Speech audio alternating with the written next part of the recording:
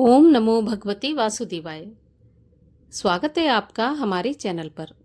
आज के इस वीडियो में हम आपको सुनाएंगे आषाढ़ मास के महात्म के 5वें अध्याय की कथा। 4 अध्याय अभी तक अगर आपने नहीं सुने तो आप चैनल पर जाकर चारों अध्यायों की कथा सुन सकते हैं और 5वें अध्याय की कथा हम आज सुनाने जा रहे हैं। और आगे की कथाओं को सुनने के लिए चैनल को सब्सक्राइब अवश्य कर लीजिए। साथ ही अगर आज का वीडियो अच्छा लगे तो एक लाइक करके शेयर भी कर दीजिए। कमेंट में ओम नमो भगवते वासुदेवाय बिल्कुल लिखना भूलिए मत। तो चलिए अब आपको सुनाते हैं आषाढ़ मास के महात्म के 5वें अध्याय की कथा। भगवान श्री सदाशिव ने शिवासी कहा, देवी, हम एक ऐसा पुरुष पैदा करना चाहते हैं जो कि शांत और सत्व गुणों से युक्त एवं गंभीरता में सागर के समान हो। हम इस जगत का संपूर्ण भार उसको सौंपकर शांति से काशी में निवास करें। भगवान श्री शिव के वचन सुनकर जगदम्बा ने अपनी दृष्टि बाईं ओर घुमाई, जिससे एक अत्यंत सुंदर पुरुष का आविर्भाव हुआ, जो कि कलाओं से भरपूर, शालवान, गुणवान और बुद्धिमान था। उसका रंग श्याम था, सुंदरता अद्वितीय थी। शरीर का प्रत्येक भाग सुडौल एवं सुंदर था। कमल जैसे नयन, मस्तक पर त्रिपुंड, गले में कौस्तुभ मणि, चारों भुजाओं में शंख, चक्र, गदा और पद्म को धारण किए हुए, वैजंती माला तथा पीतांबर पहने, 14 विद्याओं को जानने वाला और सिद्ध रूप वाला, परम शक्तिमान, बार बार प्रणाम करता हुआ भगवान सदाशिव के पास खड़ा हो गया। उसको देखकर भगवान सदाशिव और शिवा अत्यंत प्रसन्न हुए। वह सुंदर पुरुष सदाशिव तथा पार्वती जी से बोला, मेरा नाम और मेरा काम बताने की कृपा करें।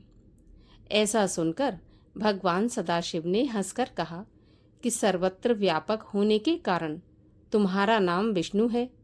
अब तुम्हारे समान कोई दूसरा मनुष्य उत्पन्न नहीं होगा। तुम्हें लोग हरि तथा भगवान आदि नामों से पुकारेंगे। भक्तों को सुख देने के लिए ही मैंने तुम्हें उत्पन्न किया है।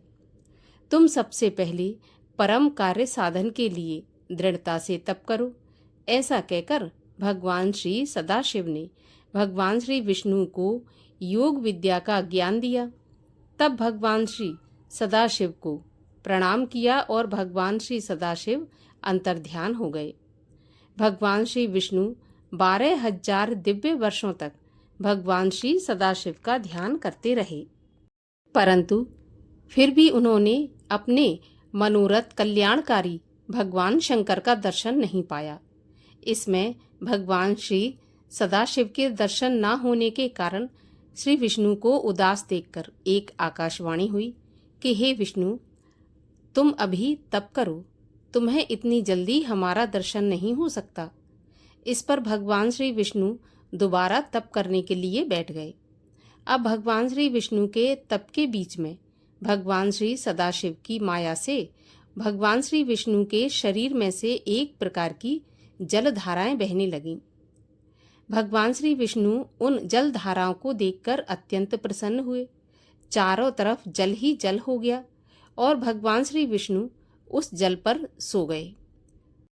उसी समय भगवान श्री विष्णु का श्रुति समस्त नारायण नाम हुआ और उस समय इस संसार में भगवान विष्णु के अतिरिक्त और कोई भी नहीं था। फिर भगवान श्री विष्णु से सभी तत्वों की उत्पत्ति हुई और उनका विस्तार हुआ। प्रकृति ने पहले महान उत्पन्न किया, महान से फिर 3 गुणों की उत्पत्ति हुई, फिर अहंकार उत्पन्न हुआ, इससे फिर तन मात्रा, शब्द, स्पर्श, रूप, रस और गंध उत्पन्न हुए। इसके पश्चात उससे पंचभूत पृथ्वी, वायु, जल और आकाश प्रकट हुए और नेत्र, कान, नाक, जिह्वा और त्वचा ये ज्ञान इंद्रियां उत्पन्न हुई। और इस प्रकार पुरुष के बिना प्रकृति का यह सब जड़ रूप कार्य हुआ। यह सब तत्व 24 प्रकार के थे और यह सब ब्रह्म रूप जल पर सो रहे हैं। भगवान विष्णु को निद्रावस्था में उनकी नाभि में से एक विशाल कमल उत्पन्न होता दिखाई दिया।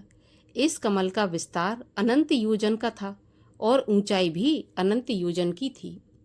ब्रह्मा जी बोले, हे नारद, इसके पश्चात भगवान श्री सदाशिव ने अपनी दाईं भुजा में से मुझे उत्पन्न किया और उस कमल पर रख दिया। मेरे 4 मुख थे और अपने लाल मस्तक पर मैं त्रिपुंड धारण किए हुए था। मैंने कमल के अतिरिक्त और कुछ नहीं देखा और यह न जान सका कि मेरा उत्पन्न करने वाला कौन है।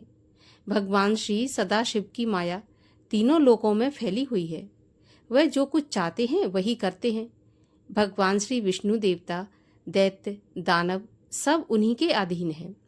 जब मैं यह जान सका कि मैं कैसे उत्पन्न हुआ हूँ, तो मैं उस कमल की नाल को पकड़कर नीचे उतरने लगा। मैं निरंतर 100 वर्षों तक उस कमल नाल को पकड़कर उसकी ओर उतरता रहा। इस पर भी उसकी जड़ तक नहीं पहुंच सका। तब मैं दोबारा कमल के ऊपर चढ़ने लगा।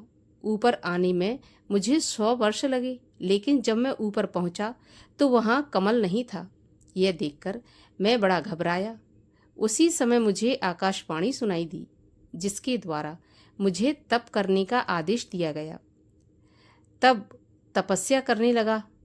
अब मैंने मंगलमयी आकाशवाणी के अनुसार 12 वर्ष उग्र तप किया। इसके पश्चात मुझे 4 भुजाधारी सुंदर नेत्र वाले भगवान श्री विष्णु के दर्शन हुए। भगवान श्री विष्णु को देखकर मैं बड़ा प्रसन्न हुआ, लेकिन भगवान श्री सदाशिव की माया से मोहित होकर अपने पिता को न जानकर उनसे पूछा कि तुम कौन हो। मेरा यह प्रश्न सुनकर भगवान विष्णु बोले कि तुम निर्भय हो जाओ, मैं तुम्हारी संपूर्ण कामनाओं को पूरा करूंगा। नारद तब उनकी बात सुनकर मैंने उनसे कहा, क्या तुम यह नहीं जानते कि मैं सबके संहार का कारण हूँ? तुम मुझ पर ऐसे शासन कर रहे हो जैसे कि कोई अपने शिष्य पर करता है।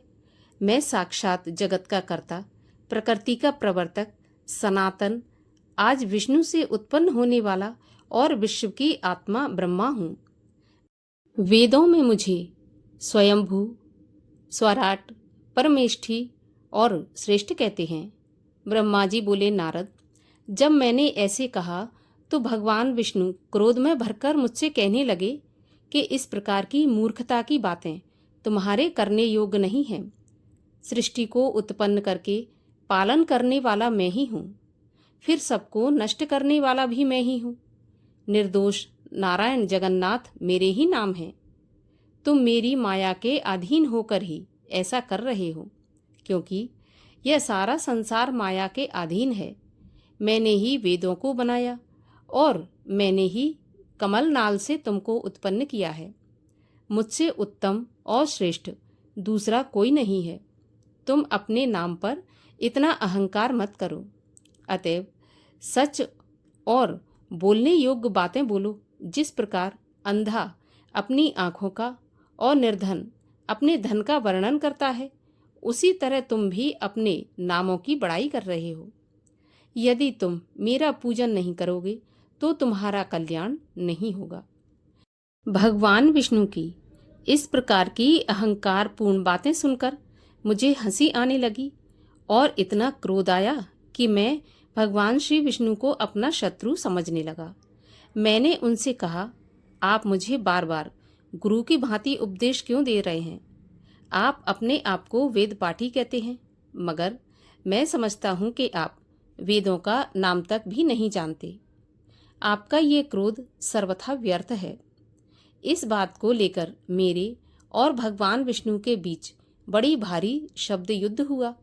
भगवान सदाशिव को माया से मोहित होकर हम दोनों ही अपने आप को सर्वश्रेष्ठ मानते रहे और इसमें शंका और संदेह करने की कोई बात नहीं, क्योंकि भगवान श्री सदाशिव की माया ही ऐसी है। इसके आगे की कथा आप सुनेंगे अगले अध्याय में। उसे सुनने के लिए चैनल को सब्सक्राइब कर लीजिए। साथ ही अगर आज की कथा अच्छी लगी हो तो एक लाइक तो अवश्य ही करिए, क्योंकि आपका लाइक हमारे लिए बहुत महत्वपूर्ण होता है।